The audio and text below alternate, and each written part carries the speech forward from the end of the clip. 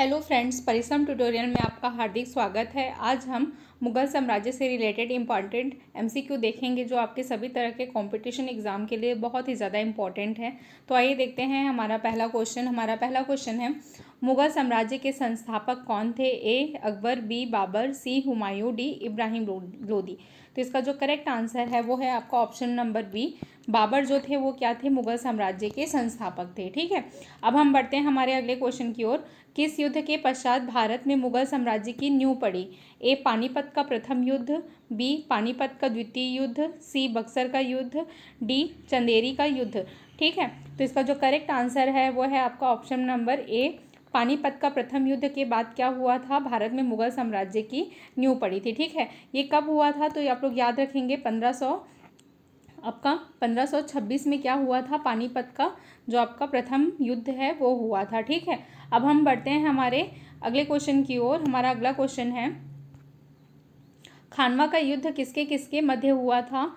ए हुमायूं और राणा सांगा, बी बाबर और राणा सांगा, सी हुमायूं और शेर शाह सूरी, डी बाबर और मेदिनी राय। ठीक है, तो इसका जो करेक्ट आंसर है वो है आपका ऑप्शन नंबर बी। बाबर और राणा सांगा के मध्य क्या हुआ था? खानवा का युद्ध हुआ था।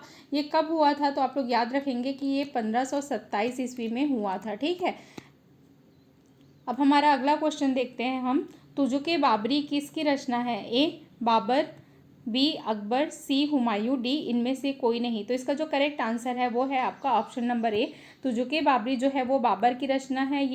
ये एक आत्मकथा है। ठीक है, जो कौन से भाषा में लिखी गई थी? तो आप लोग याद रखिएगा, ये तुर्की भाषा में बाबर के द्वारा लिखी गई थी। ठीक है, कौन से भाषा में लिखी गई थी? तो ये तुर्की भाषा में लिखी गई थी। अब हम बढ़ते हैं हमारे अगले क्वेश्चन की ओर। तुजुके बाबरी का फारसी भाषा में अनुवाद किसके द्वारा किया गया? ए बाबर, बी बैरम खां, सी अब्दुल रहीम खान खाना, डी शेर शाह सूरी। तो इसका जो करेक्ट आंसर है वह है आपका ऑप्शन नंबर सी। अब्दुल रहीम खान खाना के द्वारा क्या किया गया था? तुजुके बाबरी का फारसी भाषा में अनुवाद किया गया था। ठीक है, अब्दुल रहीम खान खाना कौन थे? तो ये अकबर के दरबार में अकबर के 9 रत्नों में से एक रत्न थे। ठीक है, अब हम बढ़ते हैं हमारे अगले क्वेश्चन की ओर। बाबर ने कौन से युद्ध में तुलगुमा युद्ध पद्धति तथा तोप चलाने की उस्मानी पद्धति का प्रयोग किया था? ए पानीपत का युद्ध, बी खानवा का युद्ध, सी चंदेरी का युद्ध, डी घाघरा का युद्ध। तो इसका जो करेक्ट आंसर है वो है आपका option number A.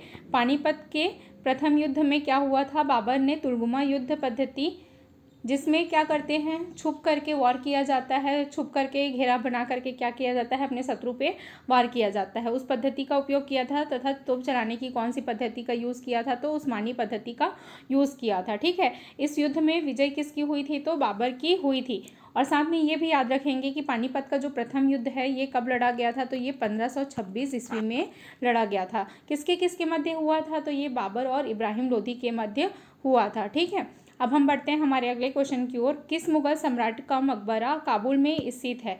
A Humayun, B Akbar, C Jahangir, D Babar. तो इसका जो करेक्ट आंसर है वो है आपका ऑप्शन नंबर डी। बाबर जो थे इनका मकबरा कहाँ स्थित है? तो ये काबुल में स्थित है। पहले इनका मकबरा टेम्परेरी रूप से कहाँ रखा गया था? तो आगरा के आराम बाग में रखा गया था, जिसे बाद में कहाँ शिफ्ट किया गया? तो उसे बाद में काबुल में शिफ्ट किया गया था। ठीक है, अब हम बढ़ते हैं हमारे अगले क्वेश्चन की ओर। इनमें से किस मुगल सम्राट का 2 शासनकाल रहा है? ए बाबर, बी अकबर, सी हुमायूं, डी शाहजहां। तो इसका जो करेक्ट आंसर है वो है आपका ऑप्शन नंबर सी।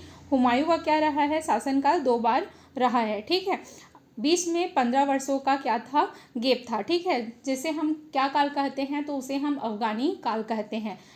अब हम बढ़ते हैं हमारे अगले क्वेश्चन की ओर। हमारा अगला क्वेश्चन है, चौसा का युद्ध किससे किसके मध्य हुआ था? ठीक है, किसके किसके मध्य हुआ था? तो ऑप्शन नंबर ए बाबर और इब्राहिम लोदी के मध्य, बी बाबर और राणा सांगा के मध्य, सी हुमायूं और शेर खां के मध्य, डी हुमायूं और सिकंदर सूरी के मध्य। ठीक है, तो इसका जो करेक्ट आंसर है वो है आपका ऑप्शन नंबर सी। जो चौसा का युद्ध है वो किसके मध्य हुआ था? तो हुमायूं और शेर खां के मध्य हुआ था। इस युद्ध के बाद शेर खां ने शेर शाह सूरी की उपाधि धारण की थी। ये चीज़ भी आप लोग याद रखेंगे। इसमें जो जीत थी वो किसकी हुई थी? तो शेर शाह सूरी की हुई थी, या शेर खां बोल सकते हैं। अब हम बढ़ते हैं हमारे अगले क्वेश्चन की ओर। किस युद्ध के पश्चात भारत में द्वितीय अफगान काल आया?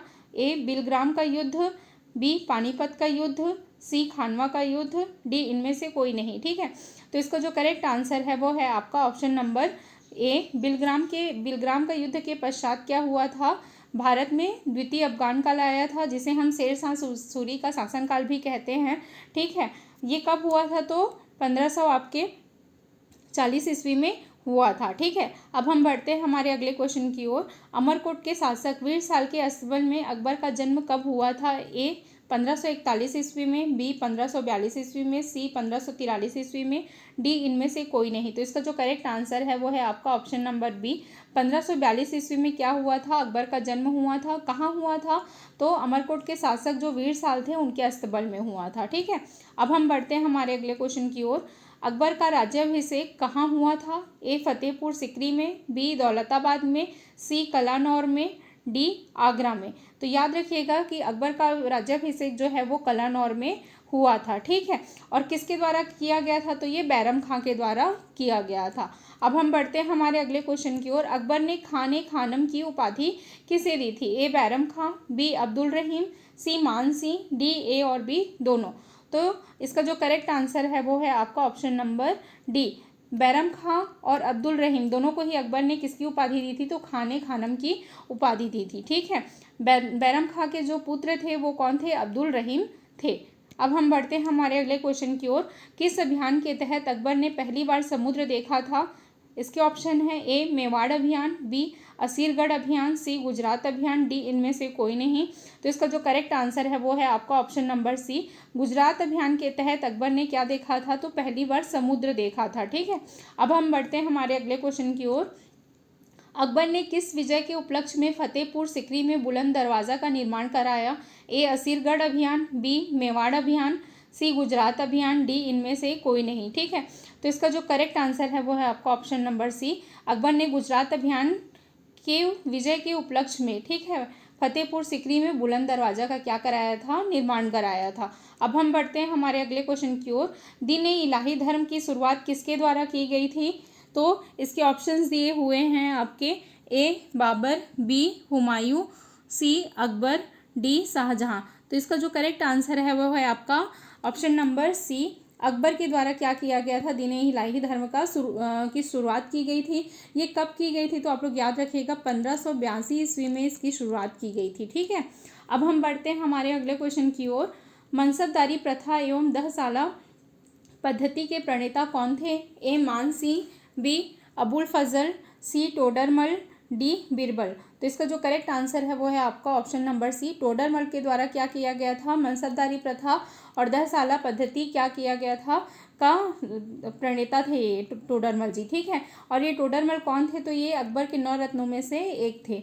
अब हम बढ़ते हैं हमारे अगले क्वेश्चन की ओर। अकबर का मकबरा कहाँ स्थित है, ए फतेहपुर सिकरी, बी दिल्ली, सी आगरा, डी सिकंदराबाद। तो इसका जो करेक्ट आंसर है वो है आपका ऑप्शन नंबर डी। सिकंदराबाद में क्या है, अकबर का मकबरा स्थित है। ठीक है, अब हम ये किसके द्वारा बनाया गया था, तो ये अकबर के पुत्र जहांगीर के द्वारा बनवाया गया था। ठीक है, अब हम बढ़ते हैं हमारे अगले क्वेश्चन की ओर। किसके काल को चित्रकला का स्वर्ण काल कहा जाता है, ए अकबर, बी शाहजहां, सी जहांगीर, डी औरंगजेब। तो इसका जो करेक्ट आंसर है वो है आपका जहांगीर के काल को क्या कहा जाता है, चित्रकला का स्वर्ण काल कहा जाता है। ठीक है, अब हम बढ़ते हैं हमारे अगले क्वेश्चन की ओर। विदेशी यात्री कैप्टन हॉकिंस और सर टॉमस रो किसके दरबार में आए थे, ए अकबर, बी शाहजहां, सी जहांगीर, डी औरंगजेब। तो इसका जो करेक्ट आंसर है वो है आपका जहांगीर के काल में क्या कौन आए थे, आपके विदेशी यात्री कैप्टन हॉकिंस और सर टॉमस रो आए थे। और साथ ही साथ में याद रखेंगे जो कैप्टन हॉकिंस है वो कब आए थे, तो ये 1608 ईस्वी में आए थे, और जो आपके सर टॉमस रो थे वो कब आए थे, तो 1615 ईस्वी में आए थे। ठीक है, अब हम बढ़ते हैं हमारे अगले क्वेश्चन की ओर। किसके काल को कला और स्थापत्य का स्वर्ण काल कहा जाता है, ए अकबर, बी जहांगीर, सी शाहजहां, डी औरंगजेब। तो इसका जो करेक्ट आंसर है वो है आपका ऑप्शन नंबर सी। शाहजहां के काल को क्या कहा जाता है, कला और स्थापत्य का स्वर्ण काल कहा जाता है। अब हम बढ़ते हैं हमारे अगले क्वेश्चन की ओर। शाहजहां ने इनमें से किसका निर्माण करवाया, ए जामा मस्जिद, बी ताजमहल, सी लाल किला, डी इनमें से सभी। तो देखिए जामा मस्जिद का निर्माण भी शाहजहां के द्वारा कराया गया था, ताजमहल का भी निर्माण शाहजहां के द्वारा कराया गया था, लाल किला का भी निर्माण किसके द्वारा कराया गया था, तो शाहजहां के द्वारा कराया गया था। तो इसका करेक्ट आंसर हो जाएगा ऑप्शन नंबर डी, इनमें से सभी। नेक्स्ट हमारा क्वेश्चन है, बीबी का मकबरा किसके द्वारा बनवाया गया, ए अकबर, बी शाहजहां, सी औरंगजेब, डी बहादुर शाह जफर। तो इसका जो करेक्ट आंसर हो जाएगा आपका औरंगजेब। औरंगजेब के द्वारा क्या बनवाया गया था, बीबी का मकबरा बनवाया गया था। ये कहाँ स्थित है, तो ये औरंगाबाद महाराष्ट्र में स्थित है। ठीक है, जगह भी आप लोग याद रखिएगा, औरंगाबाद महाराष्ट्र।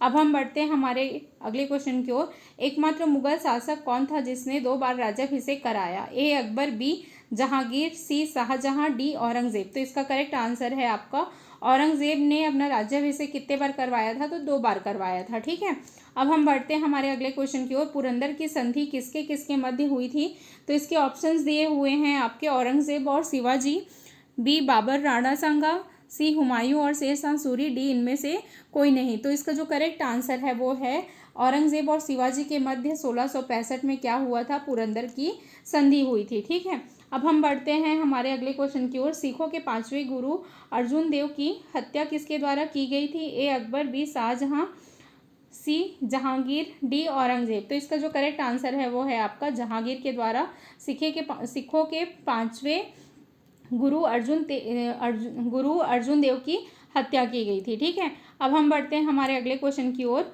अंतिम सिखों के 9वें गुरु तेग बहादुर की हत्या किसके द्वारा की गई थी, तो इसके ऑप्शंस दिए हुए हैं, ए शाहजहां, बी जहांगीर, सी औरंगजेब, डी जहादर शाह।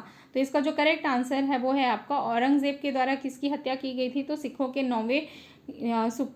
9वें गुरु जो गुरु तेग बहादुर जी हैं उनकी हत्या की गई थी। ठीक है, अब हम बढ़ते हैं हमारे लास्ट क्वेश्चन की ओर। अंतिम मुगल सम्राट कौन थे, ए अकबर, बी औरंगजेब, सी बहादुर शाह जफर द्वितीय, डी शाह आलम द्वितीय। तो इसका जो करेक्ट आंसर है आपका option number C, Bahadur Shah Zafar द्वितीय जो थे वो क्या थे, मुगल साम्राज्य के अंतिम शासक थे। ठीक है, तो फ्रेंड्स हमारा MCQ जो है वो कंप्लीट हो गया है। अगर आपको हमारा वीडियो अच्छा लगता है तो प्लीज़ हमारे चैनल को सब्सक्राइब करिए, साथ ही साथ में लाइक बटन भी दबाइए और हमारे वीडियो को शेयर भी करिए। Thank you so much.